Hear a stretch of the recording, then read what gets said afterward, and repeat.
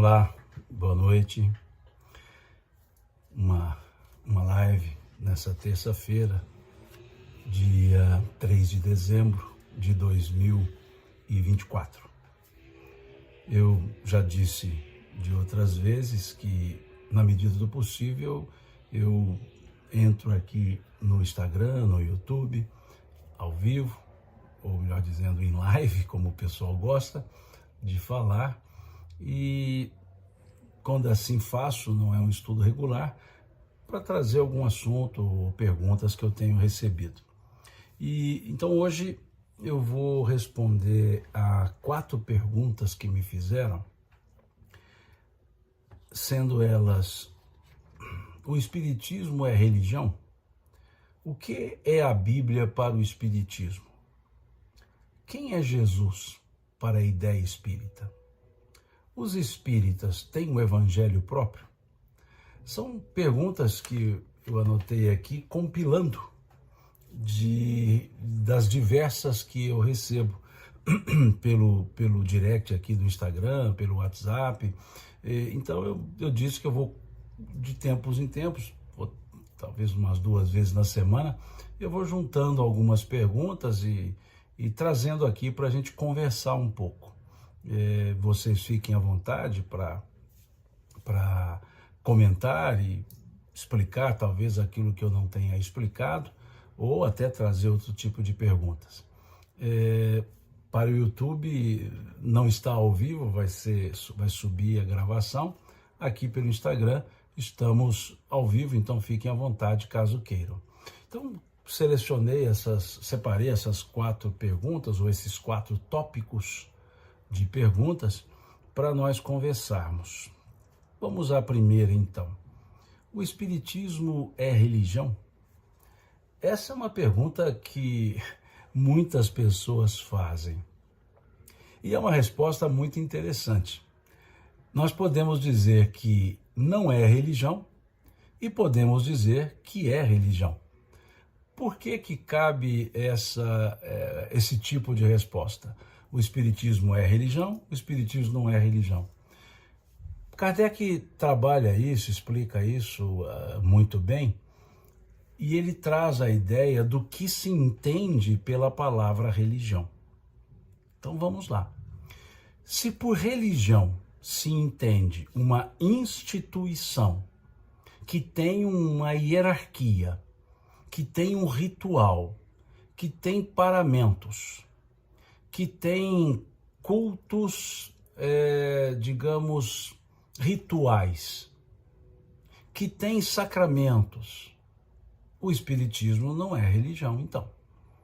Se o sentido da palavra religião é o aspecto de uma escola hierárquica, que tem determinados rituais estabelecidos, que tem quem manda, quem é obedecido, que tem uma teologia estabelecida, que tem um código canônico, se é isso que se entende por religião, o Espiritismo não é religião. Se entendes por religião o ato reflexivo existencial da relação com o Criador, no típico sentido etimológico da palavra religare, o Espiritismo é religião.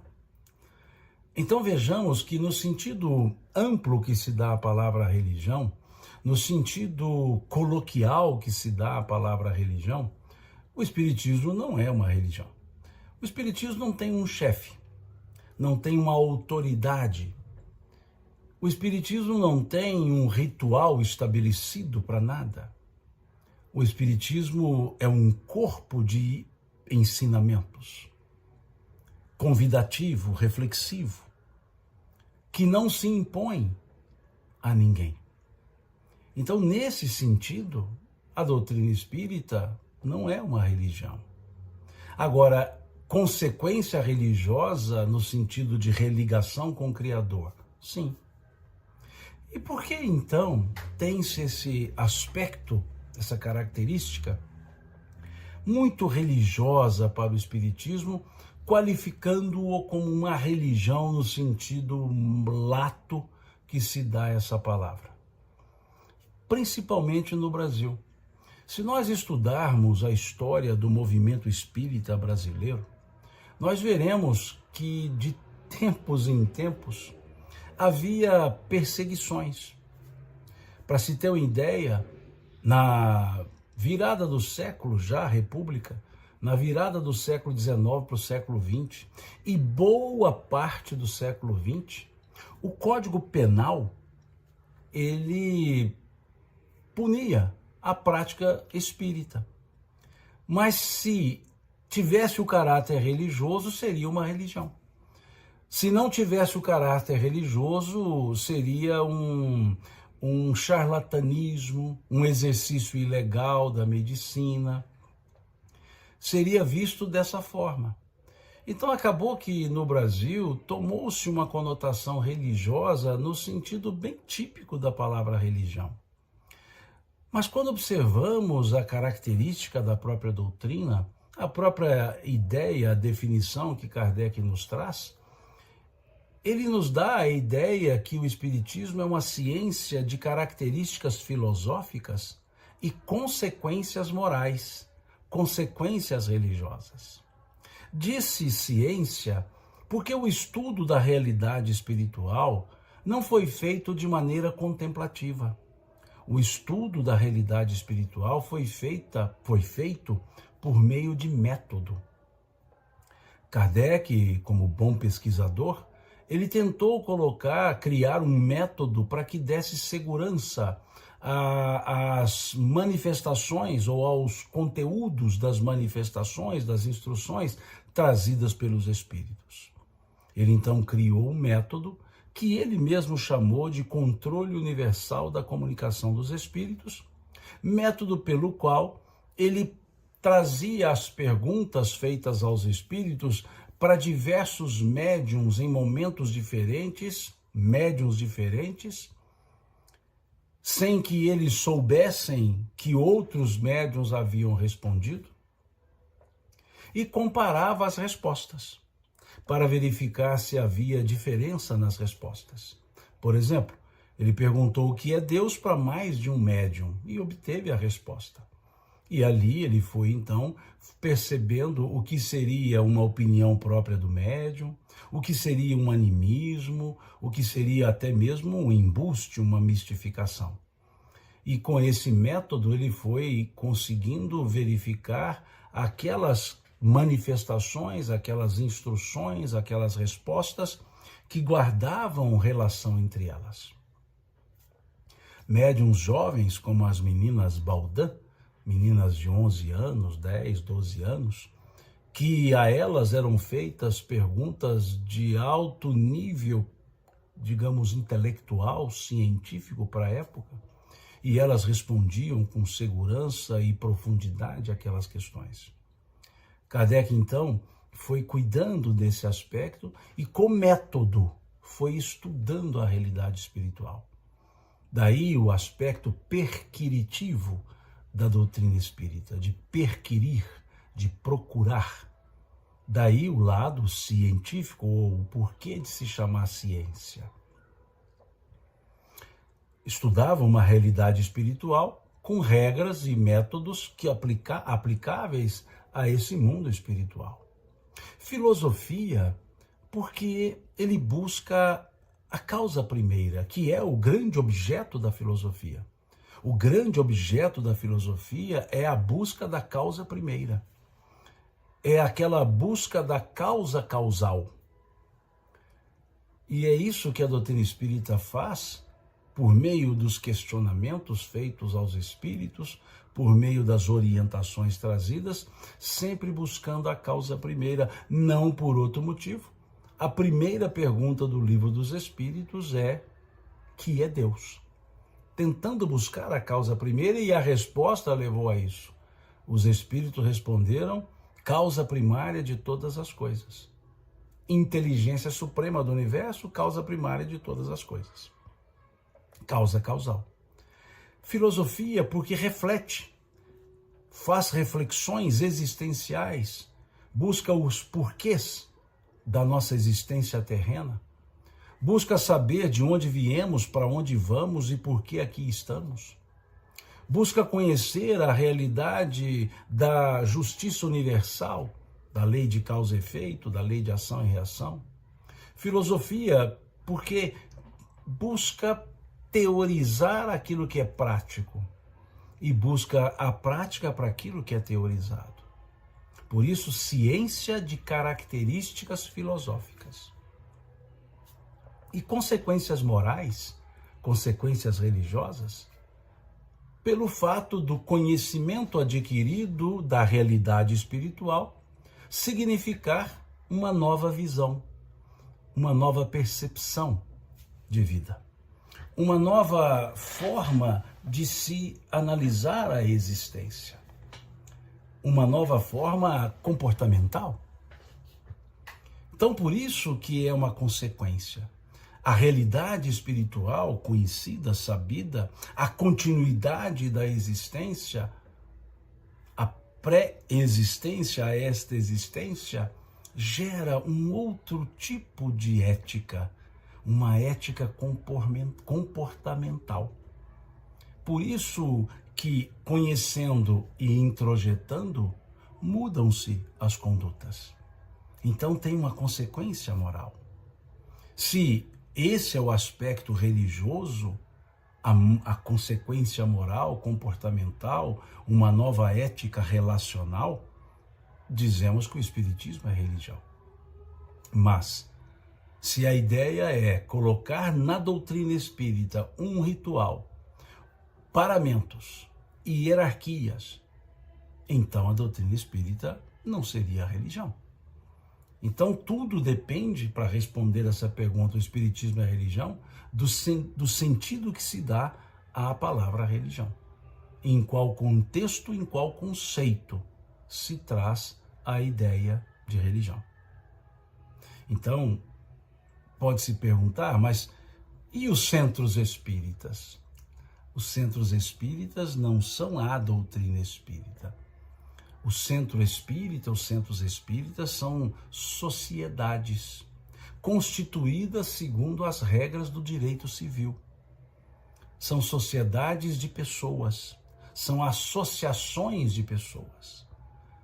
Elas são regidas, os centros, como qualquer associação, é regido pelas normas aplicáveis às associações, como vemos lá no Código Civil brasileiro, estabelecendo o que é uma associação, quais os tipos de objetivos. O centro espírita tem,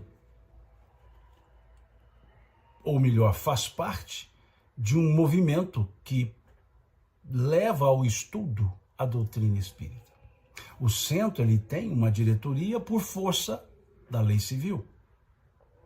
Mas essa diretoria dirige e coordena as atividades do centro, não coordena a doutrina espírita. Porque a doutrina espírita não tem um dono.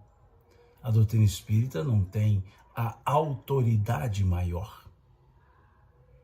A doutrina espírita é um corpo doutrinário, é um corpo de ensinamentos. Os centros espíritas são associações de pessoas. Então não confundamos a associação civil com a própria doutrina.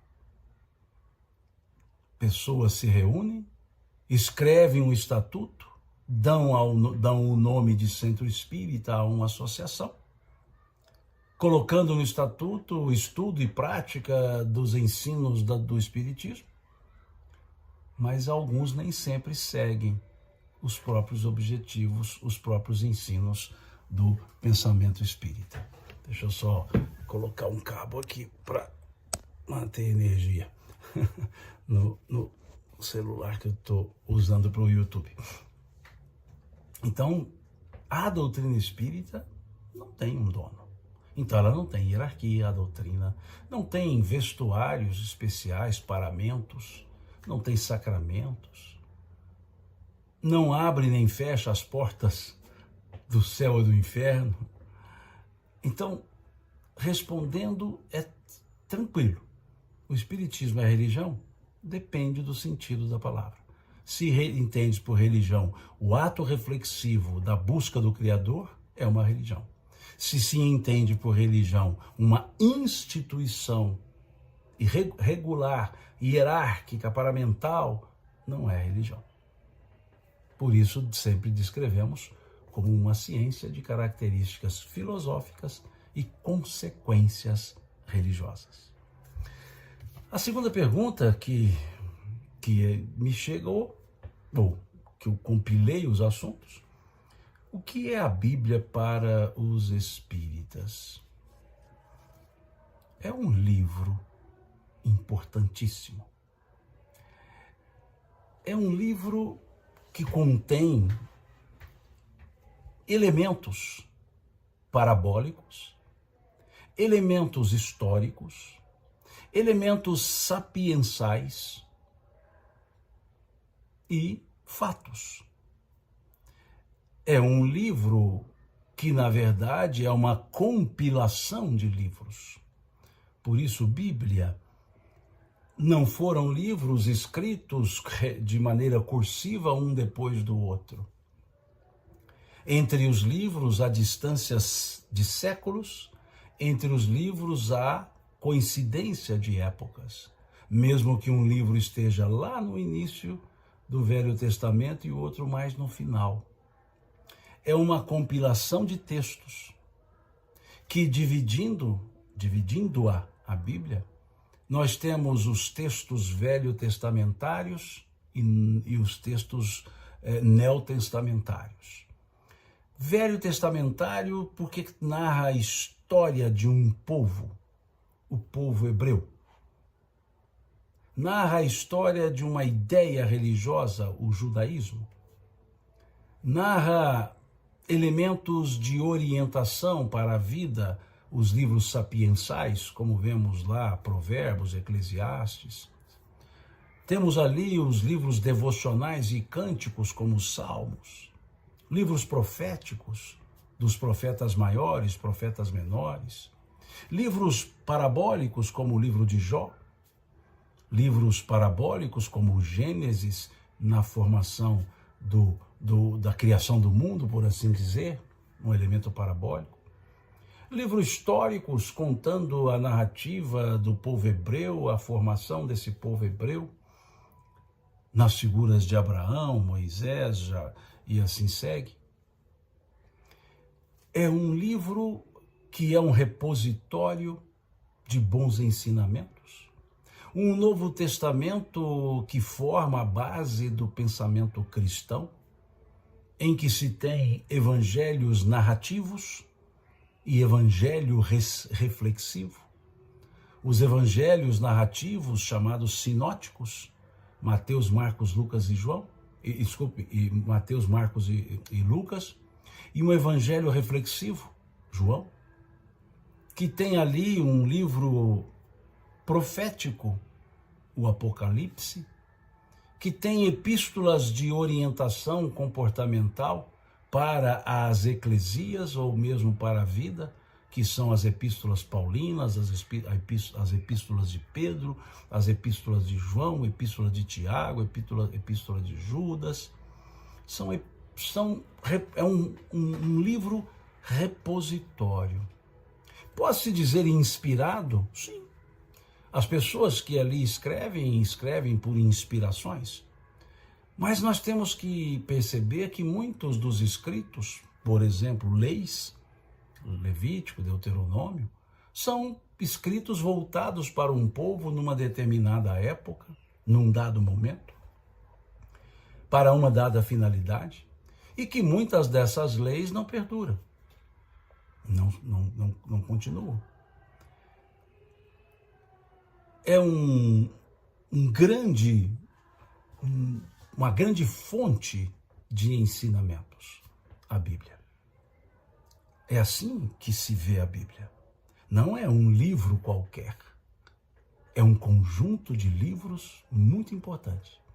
Principalmente quando se quer entender a base do pensamento cristão. Porque é um misto judaico-cristão. quando se quer conhecer os ensinos efetivos do Cristo. É um texto, é um livro criado enquanto compêndio, sim. Enquanto compêndio, escritos esparsos foram juntados, foram compilados e formou-se um conteúdo. Um conteúdo que passou a ter essa forma que nós conhecemos a partir do ano 398, quando o Papa Damaso I solicita a Jerônimo que faça uma compilação dos textos. Então, é um livro que deve ser lido e estudado. Não como elementos literais, mas com elementos literários. Ensinos profundos, orientações profundas. Tanto é que nós podemos ver que os Espíritos, em algumas respostas do Livro dos Espíritos, fazem alusões às situações do Velho Testamento. Como vemos na questão 122, quando sugerem que se analise o mito do paraíso, do pecado original, do paraíso perdido. Na questão 1019, a última, que também faz alusão a essa ideia do paraíso perdido, referindo-se à parte parabólica do Gênesis. A questão 295, que nos sugere leitura dos Salmos. Então, no próprio Livro dos Espíritos, há indicativos de fonte. Então, é importante percebermos que a Bíblia, esse conjunto de livros judaico-cristãos, é um livro que deve ser estudado. Não há como conhecer o cristianismo senão pelos evangelhos. Não há como conhecer senão pela leitura historiográfica dos Atos, a leitura reflexiva das epístolas. Mas para se conhecer o cristianismo, temos algumas bases judaicas interessantes e importantes que encontramos no Velho Testamento. Que na cultura judaica não tem um livro chamado Velho Testamento. Eles têm a Torá, têm os profetas, têm os livros sapiensais, que formam um grupo de estudos. Essa forma didática dividida, Velho e Novo Testamento, é a forma em que a exegese estabeleceu. Em especial na primeira compilação e tradução da chamada Vulgata, ou seja, para o vulgo, para o povo, lá do final do século IV. Em especificamente o ano 398. Então, sim, a Bíblia é um livro reconhecido pelo pensamento espírita. É um livro, sim, reconhecido. Muitos espíritas até dizem que não, mas porque tem um desconhecimento profundo. E alguns até porque alegam que há igrejismos quando se trata da Bíblia para o movimento espírita.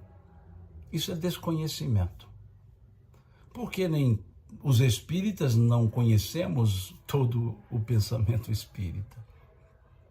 Parece ironia, mas é uma realidade. Muitos entendem que Bíblia não faz parte da biblioteca espírita. Faz parte, sim. Faz parte e foi trazida e estudada por Kardec. No Evangelho segundo o Espiritismo, por exemplo, que é uma outra pergunta feita aqui, que depois responderei também. Então, o que é a Bíblia para os espíritas? Um livro com fundamentos filosóficos, históricos, sapiensais, que leva a reflexões religiosas, que traz a cultura hebraica e traz a cultura de um cristianismo, por assim dizer, nascente, como nos fala o evangelista Lucas, quando escreve o Atos dos Apóstolos, dizendo que pela primeira vez em Antioquia foram chamados cristãos. Então, o fundamento do cristianismo está nos evangelhos. E os evangelhos formam o segundo livro, ou melhor dizendo, a segunda sequência de livros da Bíblia, chamada Novo Testamento. Então, sim, a Bíblia é de uso e estudo dos espíritas, do espiritismo, ou pelo espiritismo. Terceira pergunta, terceiro assunto de perguntas que me chegaram e aqui coloco. Quem é Jesus para a ideia espírita? Na questão 625 do Livro dos Espíritos, nós temos uma pergunta. Qual é o tipo mais perfeito que Deus ofereceu ao homem para servir de guia e modelo para a humanidade? E eles responderam, Jesus. Com base nessa resposta e remontando à pergunta, nós veremos então que Jesus é o nosso modelo de pessoa, de comportamento, de ser, e Jesus é o nosso guia de vida. O que faz com que para o Espiritismo Jesus seja o nosso mestre, o nosso orientador maior, que nos deixou ensinamentos profundos para uma vida melhor, para uma vida em paz. Jesus simboliza o ápice da perfeição. Jesus simboliza o Criador numa forma filosófica, trazendo as palavras, ou em suas palavras, a lei natural, a lei de Deus. Conforme vemos na questão 614 do Livro dos Espíritos. A lei de Deus que é para a nossa felicidade. Jesus representa a espiritualidade perfeita. O ser que para nós, que temos, ou melhor dizendo, o ser que mais se aproxima do Criador, sabido por nós. Um ser que já existia antes que o mundo fosse, como ele mesmo disse. Antes que o mundo fosse, eu sou, disse ele. E corrobora com isso o Espírito Emmanuel, falando do acompanhamento do Cristo desde a formação do planeta, antes mesmo da formação do planeta Terra. Um ser cuja evolução espiritual desconhecemos, de tão grande a envergadura. Um ser que não é teológico, é existencial.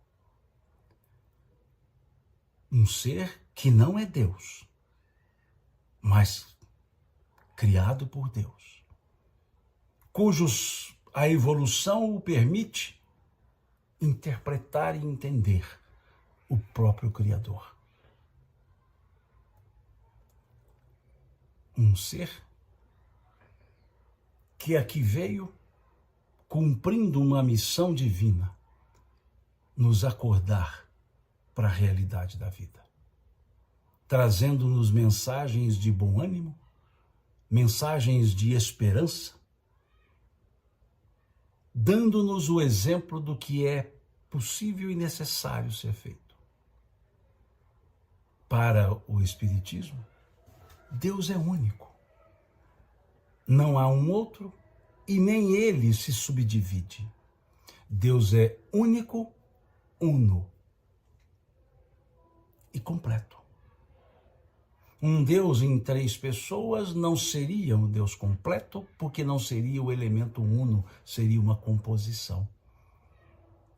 Então, para o pensamento espírita, Jesus é o modelo a ser seguido, ou a ser copiado, e é o guia para ser seguido. Cuida de toda essa humanidade. E aqui veio testemunhar a existência de Deus. Como um servo do Criador, que veio, como ele mesmo disse, não fazer a vontade dele, mas a vontade daquele que o enviou, o Criador. Por isso ele poder dizer, meu Pai e eu somos um. Tamanha a evolução de Jesus, que consegue compreender a natureza de Deus, coisa que nós estamos longe ainda de conhecer. Então, sim, o Espiritismo tem Jesus como a referência única. Questão 625 do Livro dos Espíritos. Qual é o tipo mais perfeito que Deus ofereceu ao homem para servir de guia e modelo para a humanidade? E a resposta foi direta: Jesus. Então não há espiritismo apartado de Jesus. Há espíritas cientificistas que querem tirar na interpretação a presença de Jesus na doutrina espírita. Mas ele é presente. Ele é presente. E o Espiritismo traz a vivência dos ensinos do Cristo. Por isso, muitos dizem, com acerto, do Espiritismo ser esse cristianismo revivido, ou redivivo, que leva a reflexões e comportamentos reflexivos, como no início os cristãos faziam. Pequenas eclesias, nada de pompas e muito servir. É a ideia. Então, isso ou esse é Jesus para o Espiritismo, respondendo aqui quem é Jesus para a ideia espírita. E a quarta pergunta: os espíritas têm um evangelho próprio? O evangelho dos espíritas são 4: Mateus, Marcos, Lucas e João. Esses são os evangelhos dos espíritas. Ou seja, não há um evangelho apartado. Mas, Simão, existe um livro chamado O Evangelho segundo o Espiritismo? Sim, existe. Escrito por Kardec. 3º livro da estrutura maior que ele escreve. E é uma reflexão. Uma reflexão existencial interpretando as passagens dos evangelhos. Tal qual temos as Bíblias de Estudos. As Bíblias de Estudos, o que são? Os textos bíblicos analisados. E aí temos nos diversos formatos, nos diversos tamanhos, a Bíblia comentada. Então o Evangelho segundo o Espiritismo são os 4 evangelhos comentados pelos Espíritos e por Kardec. Aliás, comentados por Kardec, e que os Espíritos trouxeram instruções baseadas naqueles textos dos evangelhos, mas instruções vivenciais.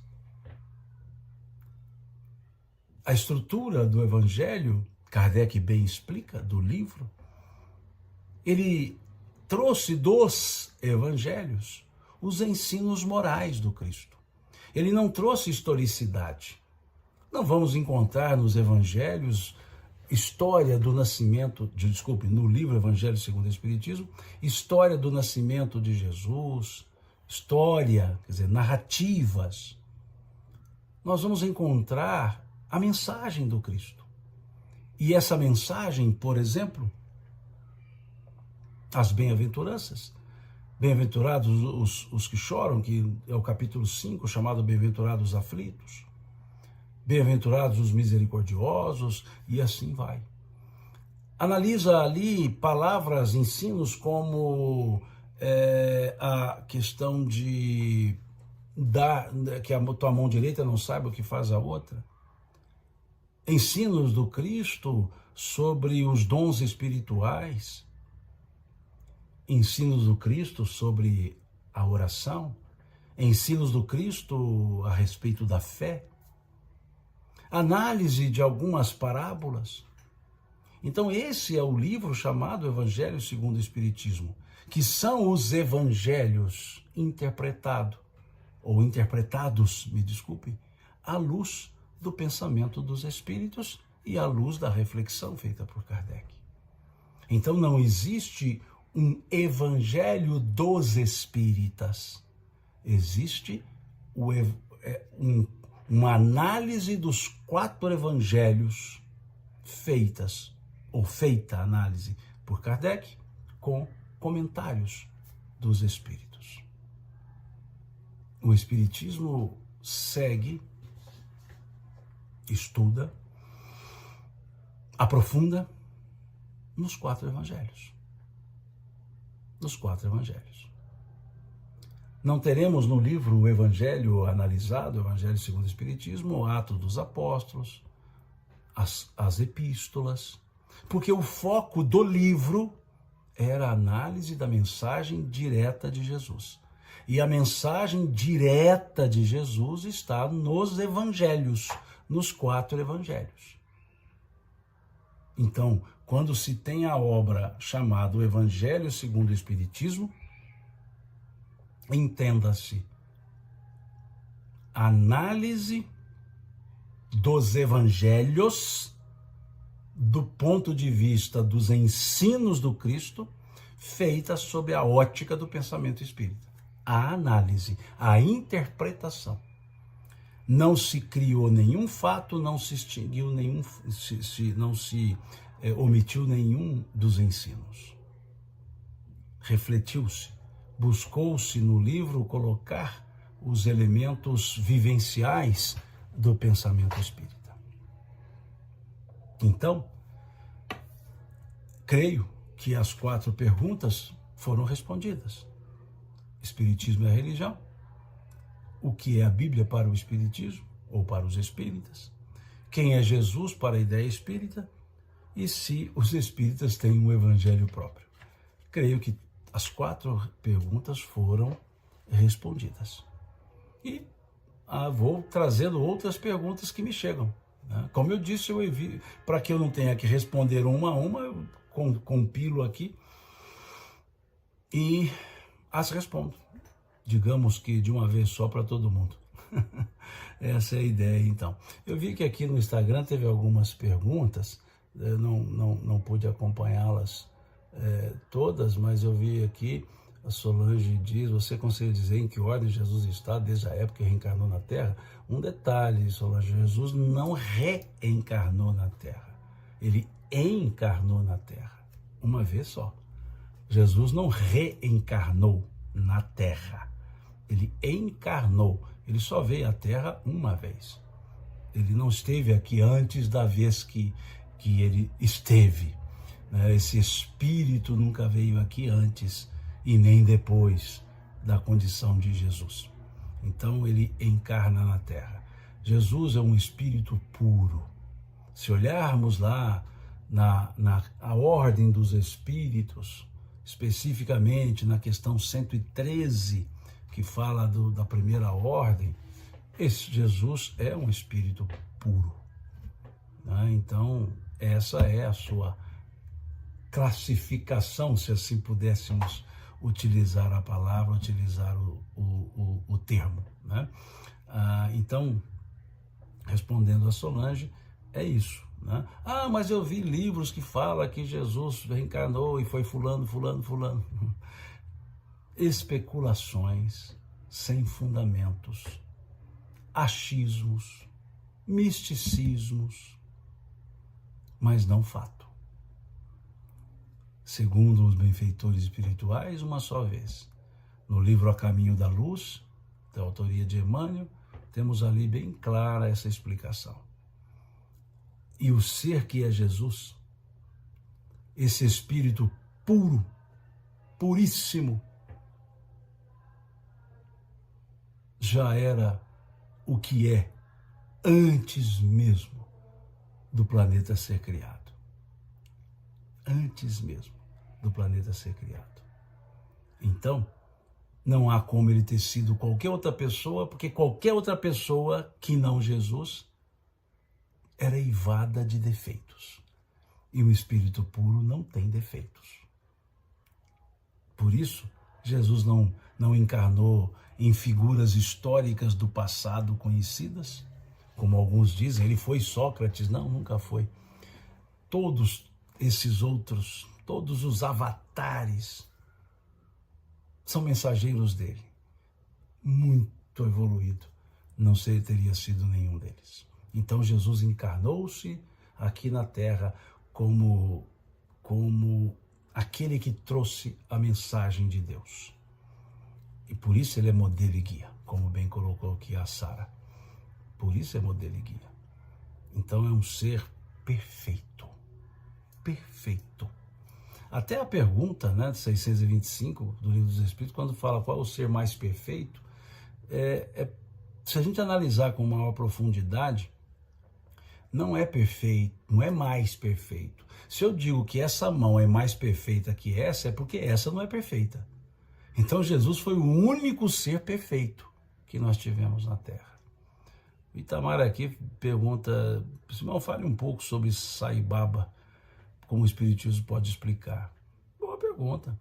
Satya Sai Baba, um grande educador da Índia, da cidade de Puttaparthi, que desenvolveu um método educacional belíssimo chamado Educação em Valores Humanos e que tinha uma faculdade mediúnica de grande extensão e faculdades de efeitos físicos, inclusive de materialização de objetos, como ele materializava, por exemplo, o vibhuti, uma cinza que ele materializava ali, quase que há de infinito, de um negocinho pequenininho, ele tirava uma montanha de vibhuti.